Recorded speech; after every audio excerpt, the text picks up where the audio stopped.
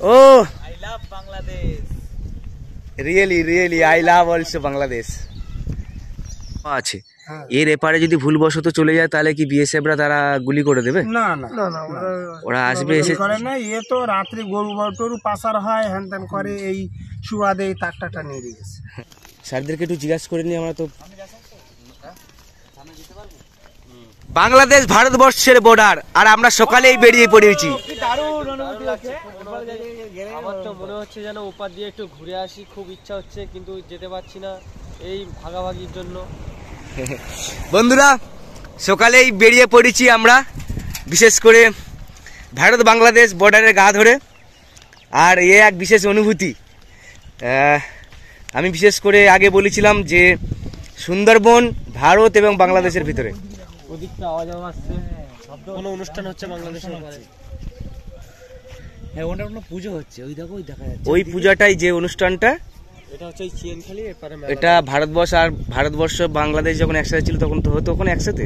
এখন সামনে যাই, সামনে গিয়ে ফাঁকা জায়গাটাতে পুরো দেখতে পারবো পাহাড়গুলো কেমন। চলো এগিয়ে যাই। আর এই বিষয়ে যা সত্যি বিশেষ করে এগিয়ে চলেছি, দেখতে পাচ্ছেন ভারতবর্ষ আমাদের গ্রামীণ জীবন সুন্দরবনের অ্যাসবেস্টস এবং খড়, সাথে পাকা দেওয়াল। সুন্দরবনের গ্রামীণ জীবন যেরূপ আছে বর্ডার সংলগ্ন সেই রকমই আমরা দেখতে পাচ্ছি। আর তাই জন্য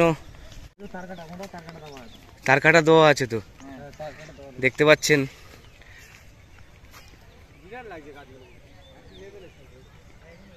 বড় বড় বানি গাছগুলো এমন দেওয়া আছে যেন মনে হচ্ছে বেড়া দেওয়া, আর ওখানে ফের তার কাটা দেওয়া। হ্যাঁ,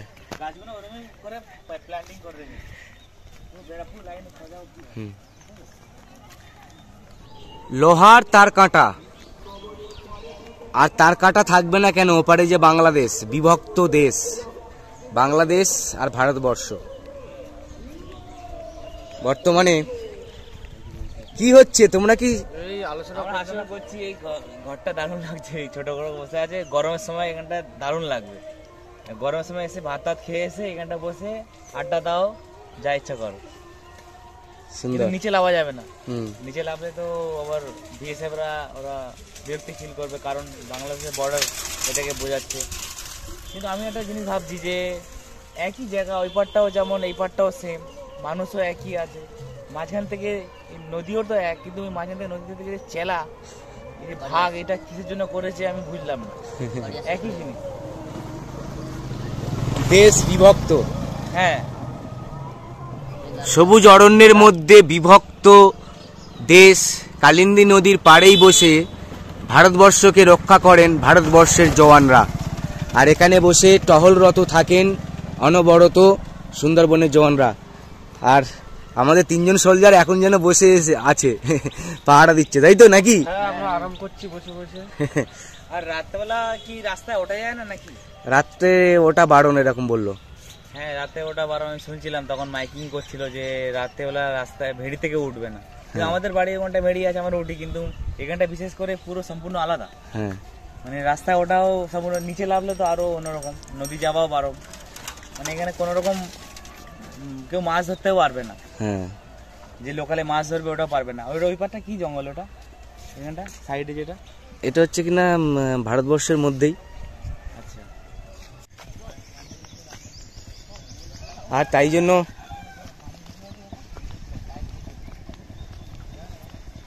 এখানে তো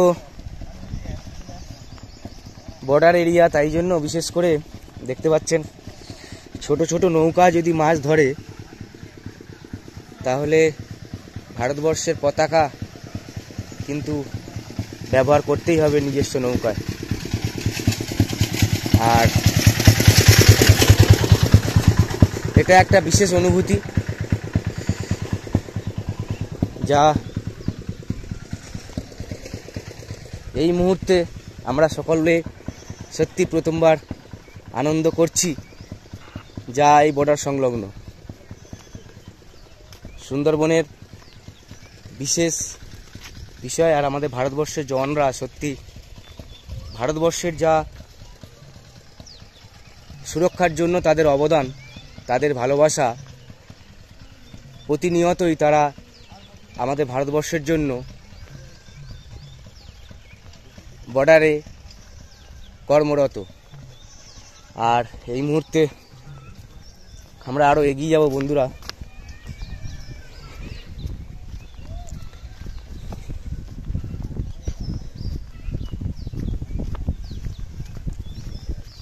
সুজা, তোমার বিশেষ করে কেমন লাগছে? প্রথমবার তো? প্রথমবার আমার খুবই ভালো লাগছে, আর খুব ইচ্ছা করছে যেন আমি ওপার দিয়ে যাই। পুরো বাংলাদেশ আমাদের সামনে দেখা যাচ্ছে, পুরো একদম দেখুন বন্ধুরা, পুরো দেখা যাচ্ছে, ইচ্ছা খুব হচ্ছে। আমরা এগিয়ে যাব, তাও এখান থেকে ও আমাদের বাংলাদেশ যেন মনে হচ্ছে আমরা বাংলাদেশেই আছি। আই লাভ বাংলাদেশ, ও I love Bangladesh. Really I love also Bangladesh. So this is also area, border area, no?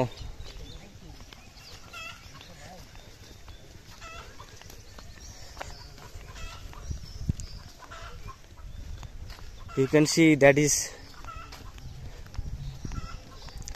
আপনারা দেখতে পাচ্ছেন এই যে জঙ্গল আমাদের পাড়ে ভারতবর্ষ, ওই নদী কালিন্দী নদী, কালিন্দী নদীর তীরেই আমরা এখন হেঁটে চলেছি সুন্দরবনের গ্রামের মধ্য দিয়ে বর্ডার এরিয়ায়।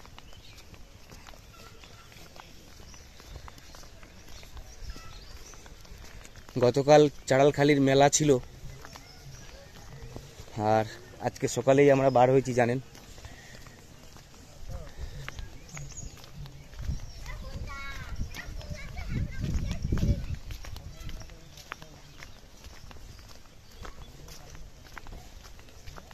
তবে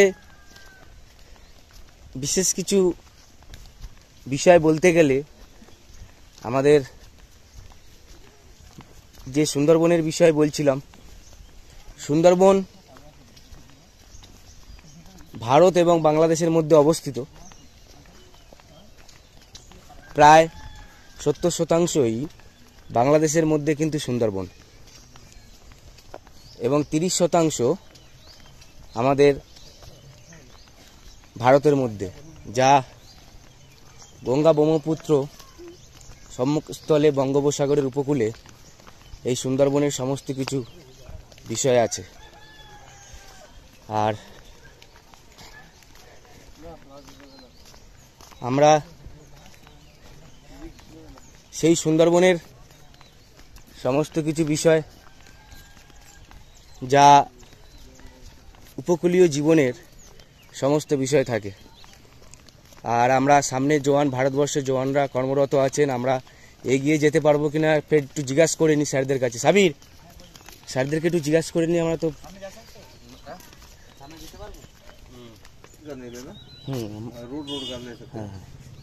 ঠিক আছে। আর সত্যি করে ধন্যবাদ ভারতবর্ষের জওয়ানরা, দেখতে পাচ্ছেন কালিন্দীর অতি ওপারের লোকেরা আর এপারের লোকেরা, তাদের যে অবদান ভারতবর্ষের মধ্যে সুন্দরবনের জন্য পরিবার ছেড়ে এই রূপে কর্মরত, প্রতিনিয়ত অনেক স্বার্থত্যাগ, আর তাদের জীবনে এই রূপে আমাদের ভারতবর্ষের জন্য তাদের যে স্বার্থত্যাগ ভোলার নয়। এই রূপে প্রতিনিয়তই টহলদারি করতে হয় সমস্ত সুরক্ষার জন্য, এবং সুন্দরবনের সুরক্ষা যা ভারতবর্ষের ঐতিহাসিক রূপে অবস্থিত আমাদের সুন্দরবনের মধ্যেও। কি হচ্ছে পাপি? হ্যাঁ, দারুণ দারুণ সুন্দর।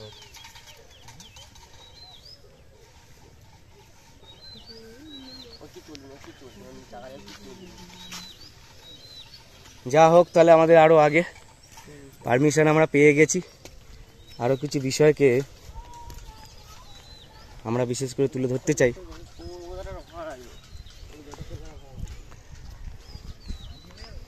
আর এই বর্ডার এরিয়া মানে জানেন যে সমস্ত কিছু কতটা ভাবে সুরক্ষার জন্য থাকতে হয়।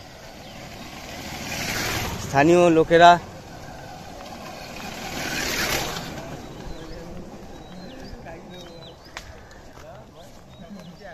তারা বিশেষভাবে সমস্ত কিছু উপলব্ধি করতে পারেন।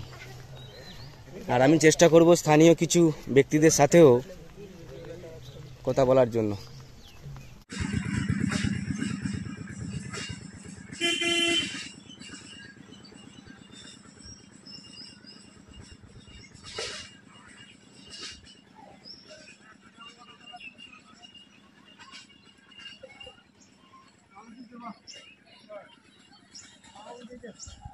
হ্যাঁ কাকা, ভালো আছেন? তো আপনাদের বাড়ি কত দূর, এই রাস্তার গায়ে? আমাদের বাড়িতে এখন সুন্দরবনের পাশে। আচ্ছা, তাহলে ওপারে বাংলাদেশ ওপারে বাংলাদেশ আর এপারে আমাদের ভারতবর্ষ। হ্যাঁ। তাহলে আপনাদের কেমন অনুভূতি, এই বর্ডার এরিয়ায় জীবনযাপন করছেন? আমরা ভালো আছি। ভালো আছেন এবং কোনো সমস্যা নেই? না। এবং আমাদের আর্মিরা আছেন টহলরত প্রতিনিয়ত। এবারে বাংলাদেশের ওপারের কোনো বিষয় যা আপনারা বলতে চান আমাদের জন্য, কেমন লাগে আপনাদের? ভালো লাগে তো আমরা ওপারের ব্যাপার কি করে বলবো। আচ্ছা, আপনারা কি এই মাছ এই নদীতে ধরতে পারেন? না না না। তাহলে এই কালিন্দী নদীতে আইডেন্টি কার্ড লাগে, আধার কার্ড লাগে, আইডেন্টি কার্ড লাগে মাছ ধরতে গেলে। হ্যাঁ, ওই ক্যাম্পে জমা দিতে হবে কি আমাদের এই আইডেন্টি কার্ড নিয়ে মাছ ধরা যাবে। আচ্ছা, আপনার বাড়ি কোথায়? আমরা এসেছি গোসাবা দ্বীপ থেকে। বাহ, গোসাবা, তার মানে দক্ষিণ। বাহ, ভালো। এবারে আর একটা জিনিস জানতে চাইছি আপনাদের কাছে। বালি বিজয়নগর। হ্যাঁ, এটা কালিন্দী নদী, তাহলে এই নদী হাফ কি বাংলাদেশের? হ্যাঁ, হাফ বাংলাদেশ আর হাফ ভারতবর্ষ। তাহলে এই যে ভারতবর্ষের মধ্যে যারা মাছ ধরতে ধরতে ওপারে চলে যায় তারা তো সঙ্গে সঙ্গে অ্যারেস্ট হয়ে যায়। হ্যাঁ, অ্যারেস্ট হয় না। হ্যাঁ, হয় তাকে মোটামুটি। না, তাছাড়া যখন এই নৌকোডাঙা চলে তখন দেখেছি আমাদের এপারে নৌকো আমাদের ইন্ডিয়ার পাত দিয়ে চলে, আর বাংলাদেশের নৌকো বাংলাদেশের পাত দিয়েই চলে। ওই মিডিলে যা কেউ যায় আসে না। আর প্রত্যেক বোটে তো হচ্ছে না নিজস্ব দেশের ফ্ল্যাগ লাগাতেই হবে। ফ্ল্যাগ থাকে। ভালো।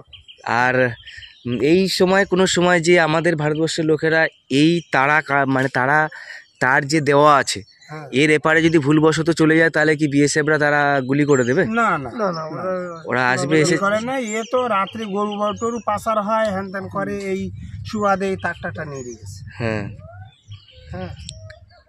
আর ওনারা গেলে তখন ফের জিজ্ঞাসাবাদ করে ধরে, তাই তো? হ্যাঁ হ্যাঁ, কি জন্য না বললে কি ব্যাপার। তাহলে গরু এখান থেকে পাচার হয়, সুবিধা হয়, তাই জন্য গরু যাতে নিয়ে যেতে পারে তাই জন্য দেওয়া এগুলো। বালি বিজয়নগরটা আমি গেছি। বালি বিজয়নগর গিয়েছেন? আমার আত্মীয় বাড়িতে আছে। হ্যাঁ, আমরা সুন্দরবনের লোক, আপনারাও সুন্দরবনের লোক। আর ভালো টিম ছিল। হ্যাঁ, আর ওটাও আমাদের প্রতিবেশী দেশ। আর আমিও ভালোবাসি খুব। একই দেশ, প্রকৃতি বলুন বা যে আবহাওয়া, সাথে নদী নালা সমস্ত কিছুই সুন্দরবনই। হ্যাঁ, আমি গতকাল এসেছি, মেলা দেখলাম। হ্যাঁ, না আমি প্রথমবারই এসেছি জেঠু। হ্যাঁ, খুবই আনন্দ হলো। আর এই সকাল সকাল ভিডিও করতে বার হয়েছি আমার বন্ধুদের বর্ডার এরিয়া দেখাবার জন্য, কেমন জীবনযাপন করছে। আর এই সব ঘর দোর দেখতে পাচ্ছেন, ওপারেও একই রূপ।